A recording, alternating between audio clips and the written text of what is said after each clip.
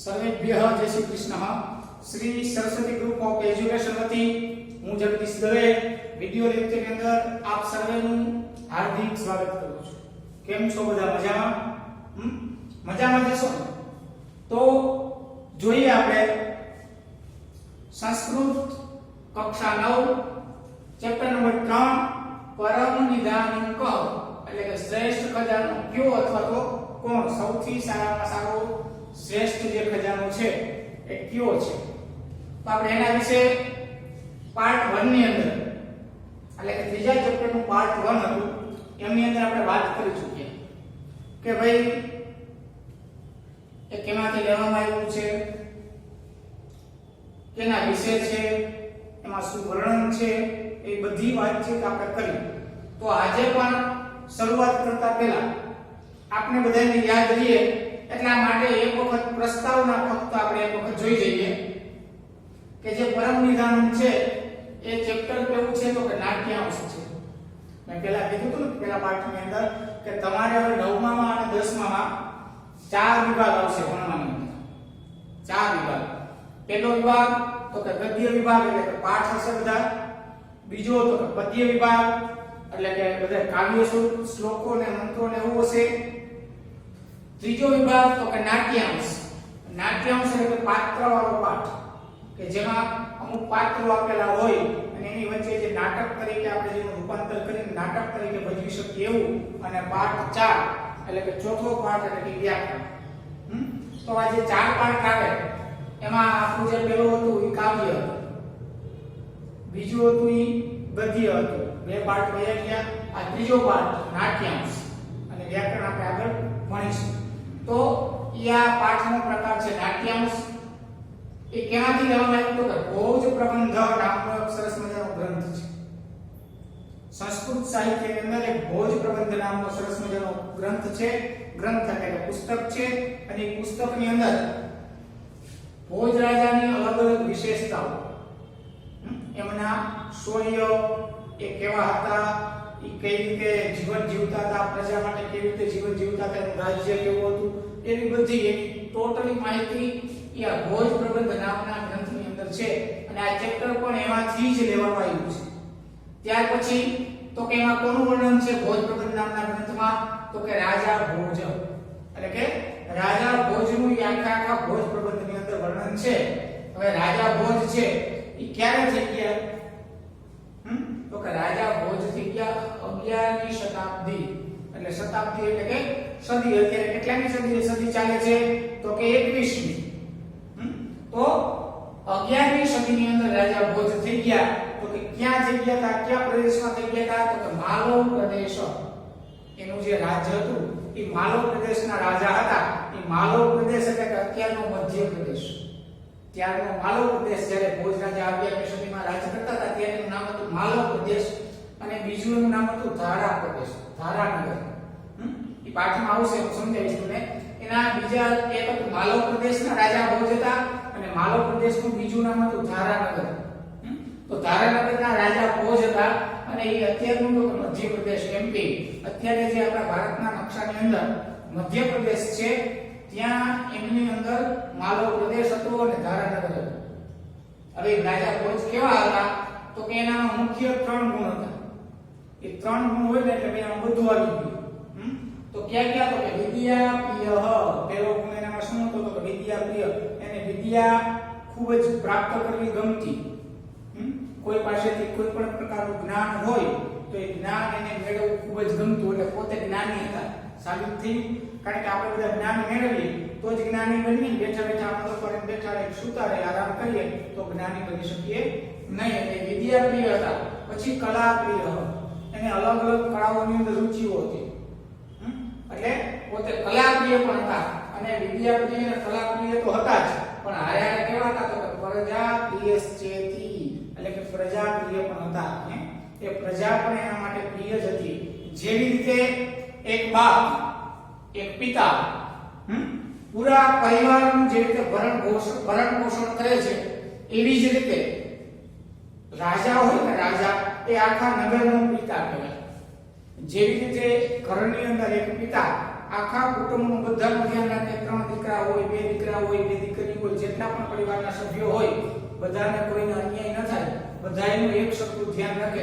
એ રીતે રાજા હોય ને એ આખા પ્રજાનો એનો જેટલો નગર હોય એ રાજ્યના પિતા કહેવાય. તો એના માટે પ્રજા પ્રિય હતા, એટલે પ્રજાને પણ સારી રીતે જ રાખતા, કોઈનામાં ભેદભાવ જોતા નહીં. અને આ પાઠની અંદર કેટલા પાત્ર? તો કે 2 જ પાત્ર છે, એક રાજા ભોજ અને એક યુવક. તો પ્રસ્તાવના જોઈ લીધી.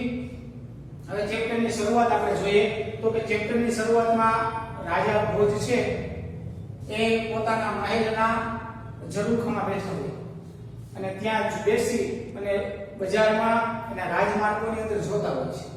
એવામાં એને દ્રશ્ય નજરમાં આવે. શું? તો કે અજાણ્યો કોક યુવક, જેમને રાજાએ કોઈ દિવસ જોયો નથી એવો યુવક એને પોતાના નગર તરફ આવતો જોયો. એટલે રાજાએ તરત જ એ યુવકને બોલાવ્યો, એના મહેલની અંદર બોલાવ્યો અને એને પૂછ્યું, ભાઈ તું કોણ છો? તો એ યુવક કહે છે, અહમ ઘટપંડિત અસ્મિ, કે હું ઘટપંડિત છું. રાજાએ પૂછ્યું, ઘટપંડિત? ઘટપંડિત એટલે શું? તો એને કીધું કે ઘટપંડિત એટલે જે રીતે પાણીનો ઘડો પાણીનો ભરેલો હોય સંપૂર્ણપણે, એ રીતે મારામાં સંપૂર્ણપણે બધી પ્રકારનું જ્ઞાન છે. હું એવું મારા શરીર મારા માટે હું એવું માનું છું, એટલા માટે હું પોતાની મારી જાતને હું ઘટપંડિત કહું છું. જે રીતે ઘડો ભરેલો હોય એમાં જરાય પાણી સમાય નહીં, મારામાં પૂરેપૂરું જ્ઞાન ભરેલું છે. રાજાને પરીક્ષા કરવાનું મનથી, પોતે વિદ્યાપ્રિય તો હતા જ એટલે એનામાં જ્ઞાન તો હોય જ, એટલે પરીક્ષા કરવાનું મનથી. એટલે રાજાએ તરત જ ચાલુ કર્યું. શું? એનું જ્ઞાનની પરીક્ષા કરવાનું. શું કીધું? જો તમે માટીનો ઘડો છો તો હું મુદગર બની જઈશ. મુદગર એટલે કે લાકડાનો જાડો ટુકડો, હથોડા જેવો, વજનદાર. તો કે ઘડાને મારીશ તો ઘડો તૂટી જશે, તમારું જ્ઞાન બધું તૂટી જશે, પાણીની જેમ રેલાઈ જશે. તો યુવક કહે છે કે જો તમે મુદગર બનશો તો હું શું બની જઈશ? તો કે હું અગ્નિ બની જઈશ. શું બની જઈશ? અગ્નિ. કે ભાઈ અગ્નિ બની અને શું કરીશ? તો કે લાકડાને બાળી નાખીશ, બારવા વાળો અગ્નિ બનીશ અને લાકડાને બાળી નાખીશ. રાજા કેવો એમ? તો કે જો તું અગ્નિ બનીશ તો હું શું બનીશ? તો કે અહમ વૃષ્ટિમ ભવિષ્યામિ, હું વરસાદ બની જઈશ. અને અગ્નિ ઉપર ભારે પડે છે, અગ્નિ ઉપર વરસાદ વરસે એટલે અગ્નિ ચડી જાય ને બુજાઈ જાય. તો કે હું તમારા ઉપર વરસાદ બની કે વરસી શકે, કે તમારું કોઈ ચાલશે નહીં, હું તમારા કરતા ઊંચો કહેવાઈશ. તો યુવક કહે છે, શું કહે છે? જો તમે વરસાદ બનશો તો હું શું થઈશ? તો કે હું પવન બનીશ. અને પવન બની શું કરી? તો કે ઈતઃ તતઃ, એટલે કે આમ તેમ. પવન છે એ વાદળાને ગમે ત્યાં લઈ જઈ શકે ને, પોતાની ગતિ દ્વારા પવન છે વાદળાને ગમે ત્યાં લઈ જઈ શકે. એટલે કે હું તમને વરસવા દઈશ નહીં, અને આમ તેમ પવન બની અને ગમે ત્યાં હું લઈ જઈશ. તો એ વાતોથી તો ચાલુ હતી. ત્યાં સુધી આપણે જોયું હતું.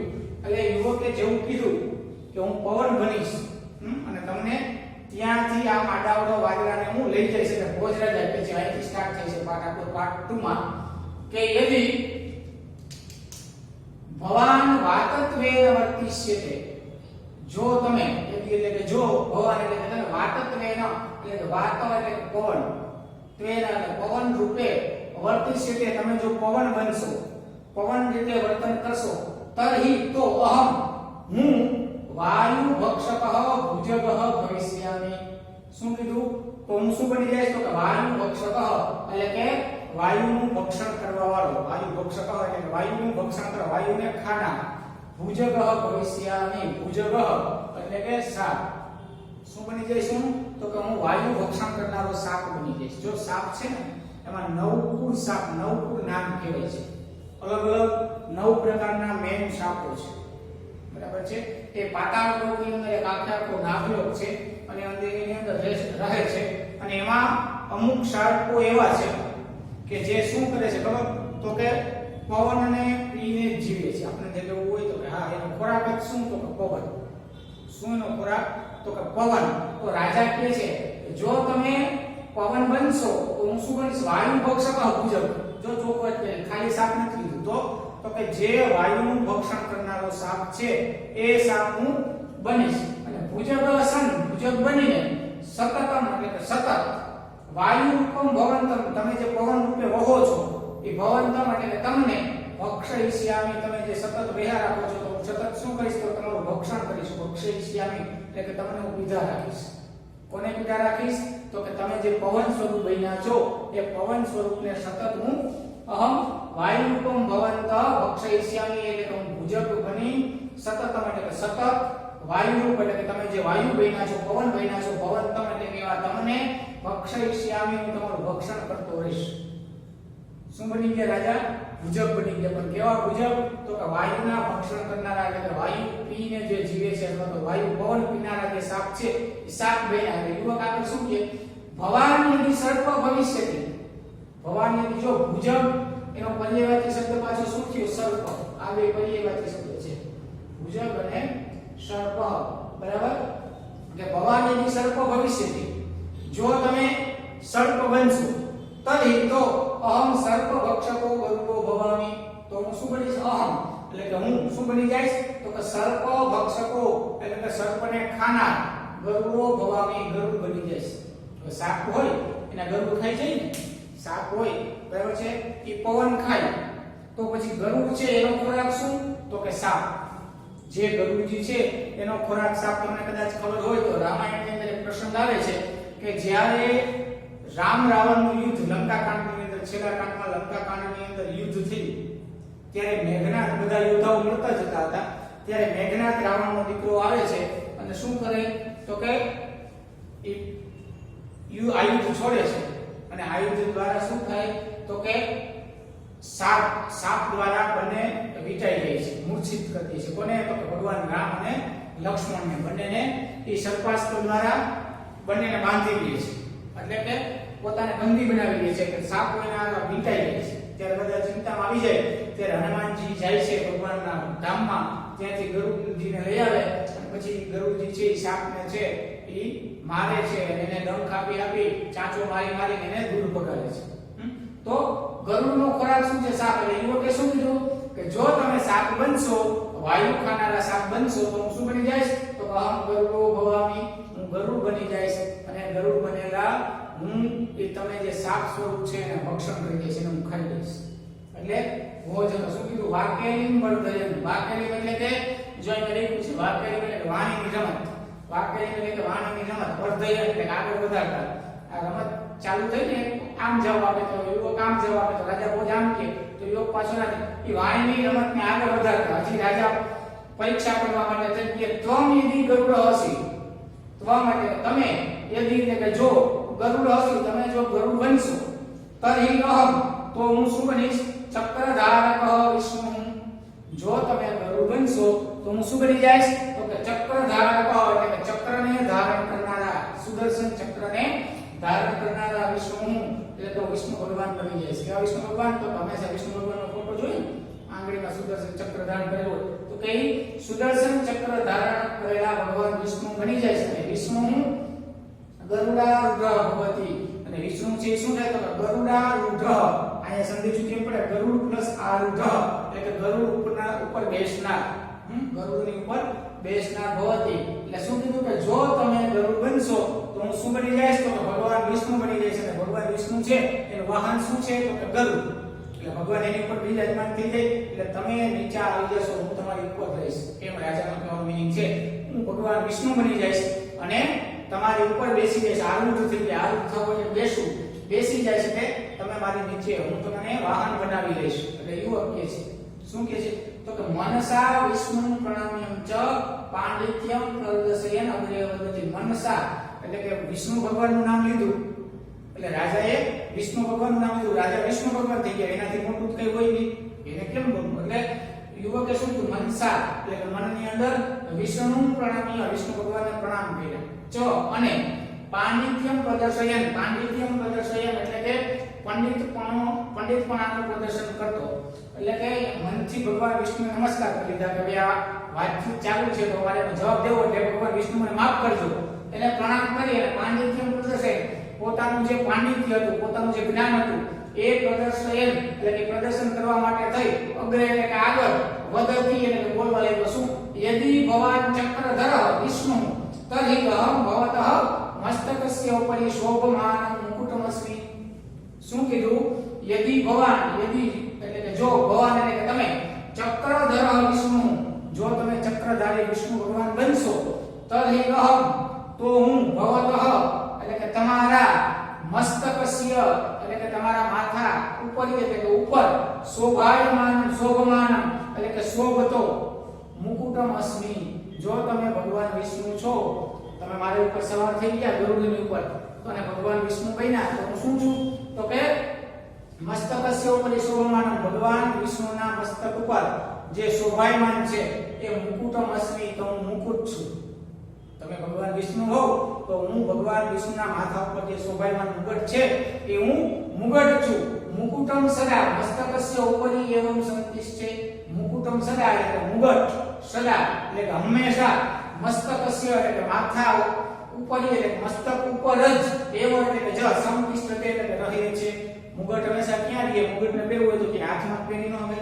એ ક્યાં રહે તો હંમેશા માથા ઉપર જ રહે છે એટલે જો તમે ભગવાન વિષ્ણુ થાશો અને ગરુડ ઉપર બેસી જશો તો હું શું બનીશ તો કે હું મુગટ બની જઈશ અને ભગવાન વિષ્ણુના માથા ઉપર રહી જઈશ એટલે ભગવાન વિષ્ણુ કરતા ઊંચો થઈ ગયો એટલે ભોજ કે છે યુવકસ્ય પાંડિત્યમ અનુભૂય એટલે કે યુવકસ્ય એટલે કે યુવકની પાંડિત્યમ એટલે કે જ્ઞાન અનુભૂય એટલે કે અનુભૂતિ કરીને અનુભૂય જો ને અનુભૂય એટલે કે અનુભવીને અનુભૂતિ કરીને તદહી કે છે આગળ વધે છે એમ કીધું કે મુગટ બની જાય છે એટલે શું કીધું તદહી મુકટસ્ય ઉપરી શોભમાનમ પુષ્પમહમ તદહી તો જો તમે મુગટ બની જશો તો એટલે કે તો મુકુટસ્ય ઉપરી એટલે કે મુગટની ઉપર શોભમાનમ જે શોભાયમાન જે શોભિત છે એ પુષ્પમહમ આ સમજે શું પડે પુષ્પમ અને અહમ એટલે કે હું પુષ્પમ એટલે કે ફૂલ જો તમે મુગટ છો તેના ઉપર જે શોભાયમાન જે સરસ મજાનું શોભતું ફૂલ હોય ને એ ફૂલ હું છું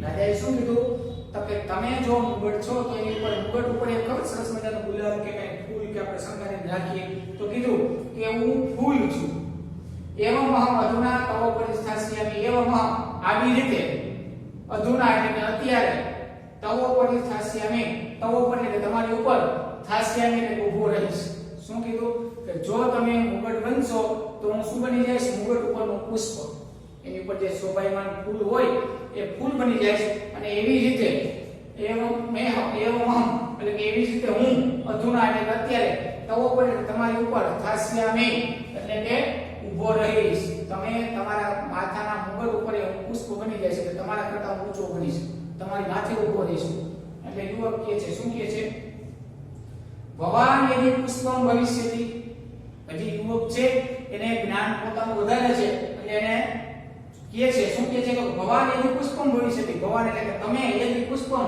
જો તમે પુષ્પ બનશો તરી તો અહમપી એટલે કે હું પણ ભ્રમરો ભૂતવા એટલે કે ભ્રમર એટલે કે ભ્રમરો ભૂતવા તવ એટલે કે તમારે પુષ્પ સ્વરૂપ પુષ્પસ્ય ઉપરી એટલે કે તમે જે પુષ્પ સ્વરૂપ છે પુષ્પસ્ય ઉપરી અહીંયા શબ્દ શું સૂચિ પડે પુષ્પસ્ય આમાંથી ઓ છે એનો ઉ થઈ જાય પુષ્પસ્ય ઉપરી સ્થાસ્યામિ હું શું કીધું યદિ ભગવાન પુષ્પમ ભાઈ જો તમે પુષ્પ બનશો તરી તો અહમપી હું ભ્રમરો ભૂતવા ભ્રમરો બની અને તવ પુષ્પસ્ય ઉપરી તમારું જે પુષ્પ છે તમે જે પુષ્પ બનેલા છો ઉપર એટલે એની ઉપર થાસ્યામિ એટલે કે હું એની ઉપર રહીશ હું તમારા કરતા થાસ્યામિ એટલે ઊભો રહીશ હું શું બની જઈશ ભમરો બની જઈશ રાજા એવું કીધું હું પુષ્પ બનીશ તો યુવક શું કહે છે હું ભ્રમર બની જઈશ અને તમારી ઉપર રહીશ આગળ ભોજ શું જવાબ આપે તો કે એવમ ભવાન દ્વિરેપ જો આ શબ્દ બહુ દ્વિરેપ એ શું છે તો કે ઈ ભ્રમરનો પર્યાયવાચી શબ્દ છે દ્વિરેપ એટલે પણ શું થાય તો કે એક ભમરો દ્વિરેપ એટલે પણ ભમરો થાય અને ભ્રમર એટલે પણ ભમરો થાય બરાબર છે શું કીધું એવમ ભવાન દ્વિરેપ જો તમે ભ્રમરો બનશો ભ્રમર છો તરી તો અહમ સૂર્ય હું શું બની જઈશ સૂર્ય આકાશમાં સૂર્ય હોય ને હું સૂર્ય બની જઈશ પુષ્પસ્ય અંતઃ સ્થિત પુષ્પસ્ય એટલે ફૂલની અંતઃ એટલે અંદર સ્થિત એટલે રહેલો ભ્રમર એટલે કે ભમરો સૂર્યાસ્ત કાલે બંદી ભવતી શું કીધું કે જો તમે દ્વિરેપ એટલે ભ્રમર બનશો તરી એટલે કે તો અહમ સૂર્ય હું સૂર્ય બનીશ અને પુષ્પસ્ય અંતઃ એટલે અંદર પુષ્પ એટલે ફૂલની અંતઃ એટલે અંદર સ્થિત એટલે રહેલો ભમરો સૂર્યાસ્ત કાલે બંદી ભવતી સૂર્યાસ્ત કાલે ફૂલ કમળનું ફૂલ હોય ને એ સૂર્ય જે રીતે આઠમે એટલે વિરે જાય ને કમળનું ફૂલ છે બંધ થઈ જાય તો એવી રીતે જે રીતે સૂર્યાસ્ત કાલ થાય અને કમળનું ફૂલ કે જે તમે ફૂલ ઉપર બેઠા છો, ભમરો છો, એની અંદર તમે છો, તો હું સાંજ સમય પડશે સૂર્ય બની જાય છે અને હું અસ્ત જેવો થાય છે એટલે શું થશે તો કે ફૂલ બંધ થઈ જશે અને ભ્રમરો બંદી ભવતી, બંદી એટલે કે કેદ બની જશે, તમે એની અંદર પૂરાઈ જશો. જો ભમરાની અંદર કેટલી બધી તાકાત છે. ગમે એવું લાકડું હોય ને તો લાકડાની અંદર હોલ પાડી દે, પણ એ પુષ્પની અંદર એની સુગંધની અંદર એટલો બધો મોહિત થઈ જાય કે એને ભાન નથી રહેતી કે આ પુષ્પ બીડાઈ જાય છે. પુષ્પ ફૂલ બીડાઈ જાય છે અને એની અંદર પેક થઈ જાય. પછી ભમરો છે ગમે એવું લાકડું હોય તો એને હોલ કરી બીંધી અને બહાર નીકળી જાય, પણ પુષ્પની પાંખડીને બીંધી શકતો નથી. એટલે કહે છે કે તમે જો ફૂલ બનશો તો ભમરો બનશો તો શું બની જાય? સૂર્ય. એટલે અસ્ત થાય, સાંજે અસ્ત થાય સૂર્ય ત્યારે ફૂલ છે બંધ થઈ જાય, એની અંદર જેવો ભમરો બંદી બની જાય, કેદી બની જાય, એવી રીતે હું તમને શું કરીશ? અહમપી તવામ બંદીનમ કરિષ્યામિ. અહમપી એટલે હું પણ, ત્વામ એટલે કે તમને, બંદીનમ કરિષ્યામિ તમને બંદી બનાવીશ. તમે જો ભમરો બનશો તો હું સૂર્ય બનીશ અને સૂર્ય બની શું કર? સાંજ સમયે જે રીતે પુષ્પની અંદર ભમરો કેદ થઈ જાય એ રીતે હું પણ તમને કેદ બનાવીશ. એટલે યુવક કહે છે ઓહો વાહ, અરે ભવાન સૂર્ય, જો તમે સૂર્ય બનશો તરી તો અહમ એટલે કે હું કોણ બનીશ? મહાપ્રભાવી રાહુ. હું શું બનીશ? તો કે પ્રભાવશાળી નહીં, પણ કેવો કીધો? મહાપ્રભાવ, ખૂબ જ પ્રભાવશાળી રાહુ બની જઈશ. શું કામે? તો કે રાહુ સૂર્યમ દ્રશ્યતે. રાહુ છે સૂર્યનું ગ્રહણ કરે છે અને ગ્રસી જાય છે, એને ખાઈ જાય છે, એટલા માટે થઈ અને હું શું બનીશ? તમે સૂર્ય બનશો તો અહમ મહાપ્રભાવી રાહુ બનીશ. હવે તમને કદાચ રાહુ એટલે શું ખબર હશે, ના ખબર હોય તો 9 ગ્રહ છે: સૂર્ય, ચંદ્ર, મંગળ, બુધ, ગુરુ, શુક્ર, શનિ, રાહુ અને કેતુ. આ જ્યોતિષ શાસ્ત્રની અંદર મુખ્ય 9 ગ્રહો છે. એમાંથી રાહુ નામના જે ગ્રહો છે એ શું કરે છે તમને કદાચ ખબર હશે. અત્યારે આપણને ખબર હતી ગ્રહણ થાય છે, સૂર્ય ગ્રહણ, ચંદ્ર ગ્રહણ થતું હોય તો આપણા શાસ્ત્રોની અંદર એક કથા એવી મળે છે કે જ્યારે સમુદ્ર મંથન થયું અને એમાંથી અમૃત નીકળ્યું, એટલે અમૃત માટે જ સમુદ્ર મંથન કર્યું હતું, દેવતાઓ અને દાનવો એટલે કે રાક્ષસો બંને કર્યું હતું. તો જ્યારે સમુદ્ર મંથનમાંથી અમૃત નીકળ્યો, કળશ નીકળ્યો અમૃતનો, ત્યારે એને પીવા માટે થઈ દેવતાઓ અને દાનવો, રાક્ષસો ઝઘડવા લાગ્યા. એટલે ભગવાનને કીધું જો ઝઘડશે તો અમૃત ઢોળાઈ જશે, કોઈના હાથમાં નહીં આવે. એટલે ભગવાને સરસ મજાની એક મોહિનીનો અવતાર લીધો, એટલે કે મોહિની સ્ત્રીનું સ્વરૂપ લીધું અને કીધું બધાય તમે લાઈનમાં બેસી જાઓ, હું બધાયને સરખે ભાગે આપી દઈશ, બધાને સરખે ભાગે આપી દઈશ. એટલે એમ કરી અને બેઠા, પહેલા બેઠા દેવતાઓ અને પછી બેસાયા રાક્ષસો. એટલે ભગવાને દેવતાઓને ઈશારાથી સમજાવી દીધા અને રાક્ષસોને શું કીધું કે આમાંથી ઉપરનું જે આછું આછું પાણી જેવું છે એ હું દેવતાઓ નાખી દઉં, પછી તમને છેલ્લે ઘાટું ઘાટું આવું. પણ હકીકતમાં એવું આછું ઘાટું કઈ પાણીમાં તો એવું આછું ઘાટું હોય નહીં, પાણી તો એક સમાન જ હોય, અમૃત છે એ એક સમાન જ હોય. એટલે રાક્ષસો કે કઈ વાંધો, પરંતુ એમની અંદર જે રાહુ નામનો રાક્ષસ હતો એ રાહુ નામના રાક્ષસને વચ્ચે બેસેલો એમ થયું કે ભગવાન આપણને આમાંથી કંઈક મતભેદ કરે છે. એટલે શું કર્યું તો સૂર્ય અને ચંદ્રની વચ્ચે બેસી ગયો અને ભગવાન જેવા અમૃત આપવા આવ્યા સીધું અમૃત પી ગયો. સૂર્ય અને ચંદ્ર ઈશારો કર્યો કે ભગવાન આ આપણા માયલો નથી, એટલે કે ભાઈ દેવ નથી. એટલે ભગવાને સીધું સુદર્શન ચક્ર કાઢ્યું અને સુદર્શન ચક્ર ફેરવી અને એને ગોળ કાપી દીધું. પણ અમૃત પી ગયો એટલે મૃત્યુ તો પામ્યો નહીં. એટલે એક હપ્તામાંથી બે થયો. જે ઉપરનો ગળાથી ઉપરનો ભાગ હતો મસ્તક, એ બેનો રાહુ, અને નીચેનો જે ભાગ હતો ધડ, એ બંને જીવિત રહ્યા. એટલે એ બેનો કેતુ. તો રાહુ અને કેતુ નામના જે બે ગ્રહ બન્યા, તો એમાં જે રાહુ છે એ ચારી ખાધી હતી સૂર્ય અને ચંદ્રએ. એટલે એ બંને શું કરે, સૂર્ય અને ચંદ્રને શું કરે રાહુ, તો કે પોતાના મોઢાની અંદર ખાઈ જવા માટે થઈ અને મોઢું ફાડે, પોતાના અંદર લઈએ પણ ગળું તૂટેલું છે એટલે તરત જ ત્યાંથી નીકળી જાય. એટલે જ્યાં સુધી એ રાહુના મુખની અંદર સૂર્ય અને ચંદ્ર રહે છે ત્યાં સુધીનો જે સમય છે ગ્રહણની છે. એટલે કીધું કે જો તમે રાહુ બનશો તો હું શું બની, તો જો તમે સૂર્ય બનશો તો હું શું બની જઈશ? રાહુ. અને રાહુ બની અને તમારું ગ્રહણ કરી જઈશ, તમને ગ્રસી જઈશ, તમને ખાઈ જઈશ. એટલે કહે છે કિંચિત ઊંચે. એટલે ભોજ રાજા થોડું ઊંચા અવાજે કહે છે. હવે હું તમને કહું, તમને એનો કોઈ જવાબ મળશે નહીં. શું કહે છે કે ભગવાન રાહુ છે, જો તમે રાહુ બનશો અહમ તો હું રાહુ રૂપાય તુભ્યમ, એટલે કે રાહુ રૂપેલા તુભ્યમ, એટલે કે તમને દાનમ દાસ્યામિ, હું તમને શું કરીશ? દાન આપીશ.